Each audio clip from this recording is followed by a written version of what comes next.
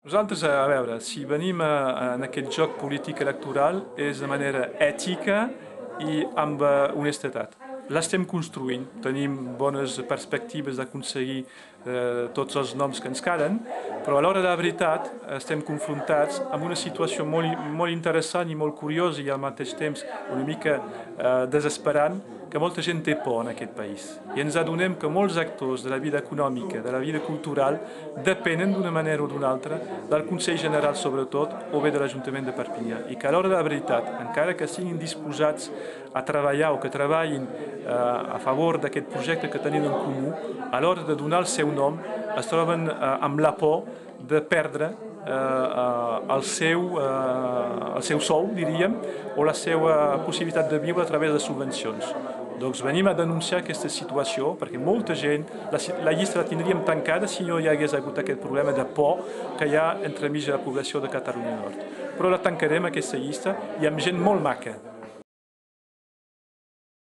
Aquest programa creiem que és un programa complet. Els temes serà el primer serà un funcionament ètic i honest. No anirem a amagar les coses, direm les coses tal com són. Democràtic, tothom tindrà la paraula i les decisions es faran a partir d'una deliberació i d'una votació del conjunt de la llista. Després, aquesta finalitat de democràcia la volem pel país i la volem, entre altres coses, a nivell de l'elecció de l'aglomeració, dels responsables de l'aglomeració. Han de ser elegits directament perquè és aquí el poder i és aquí el futur de Perpinyà. Després, els eixos són uns eixos de territori, de cultura i d'ecologia. Territori hem de fer d'aquest país, l'hem d'estructurar en un marc europeu i això ja està en camí, és una idea d'Esquerra Republicana que ja s'ha portat endavant a través de l'Eurodistricte. Hem de crear una regió europea en què Perpinyà sigui capital i vagi del braç amb Girona i Figueres, perquè sabem que el futur no és Montpellier, no és Tolosa i no és París. És l'Europa i és la Catalunya del Nord pensat d'una manera més àmplia que la que coneixem, és a dir, amb Figueres i amb Girona. Això és el nostre país. Segurament com s'ha d'estructurar? S'ha d'estructurar amb l'aspecte de la terra i de la gent. La terra, és a dir, que un dels eixos també que seran el debat que proposarem és el no a la THT. No hi ha cap manera d'entendre que es pugui ser una llista de progrés si s'accepta de funcionar amb aquest tipus de raonament a nivell d'energia en aquest país. Proposarem una política d'energia que sigui autònoma, desconcentrada i que permeti de respectar l'ecologia i la terra en aquest país.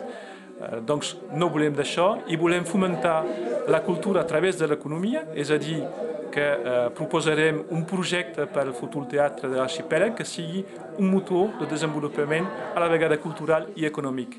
Tenim també pensat que cal desenvolupar l'ecologia a través de l'agricultura i que aquest país sigui un país lliure d'OGM i que els agricultors d'aquest país puguin vendre el nostre país i la seva producció com una producció de qualitat i d'avantguarda.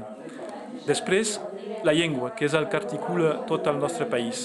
Hi ha possibilitat i hi ha voluntat de la gent d'aquest país, siguin catalans de naixement o catalans d'adopció que han vingut, de conservar aquesta llengua i de fer-ne també un motor de desenvolupament cultural i a la vegada econòmic, perquè pensem i sabem que la cultura i el creixement econòmic van junts. Vet aquí quins són els eixos, un dels eixos de la nostra programació. Bé, si no hi ha res de molt important per afegir. No, el caire pot ser social, és a dir, que tot això s'emmarca en un caire social. Som una llista progressista.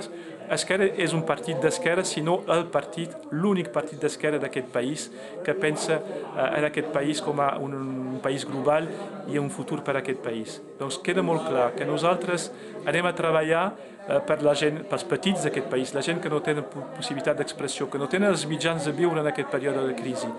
Parlàvem de l'habitat social. Hem de desenvolupar una política que permeti a la gent de tenir un allotjament digne i que puguin permetre als seus fills d'anar a l'escola de manera senzilla. Que tota aquesta gent pugui expressar la seva particularitat o diferència sense d'haver de patir de qualsevol discriminació, que sigui gitano, que sigui magrebí o que sigui homosexual.